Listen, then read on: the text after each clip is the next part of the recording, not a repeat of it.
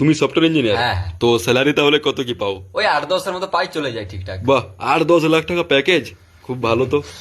এরা আবার মনে করেছে 8-10 লাখ। আচ্ছা, তাহলে এখন থাকা কোথায় হয়? এখন থাকি কলকাতাতেই। আচ্ছা আচ্ছা, তাহলে তুমি যেহেতু সফটওয়্যার নিয়ে পড়েছো, কোডিং ফোডিং তো তাহলে সব জানো। হ্যাঁ হ্যাঁ জানি। তাহলে এই যে কোডিং, কোডিংয়ে কি, হোয়াট ইজ কোডিং? আপনাকে বলতে হবে।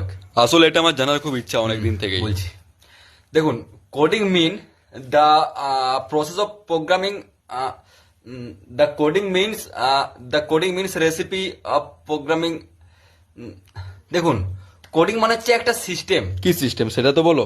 মানে যেটাকে কম্পিউটারে টাইপ করে রান করাতে হয়। দূর, এটা আবার কি রকম উত্তর?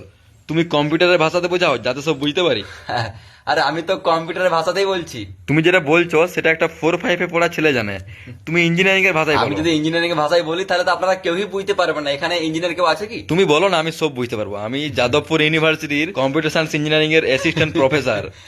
আপনি যাদবপুর ইউনিভার্সিটির অ্যাসিস্ট্যান্ট প্রফেসর? হ্যাঁ ভাই, আসছি আসছি, এখনই আসছি। আরে কি হলো, কোথায় যাচ্ছ? প্রবলেমটা বলবে তো কি হলো। আসলে আঙ্কেল, আমার একটা আর্জেন্ট কাজ পড়ে গেছে, আমি অন্যদিন আসি, আজকে যাই।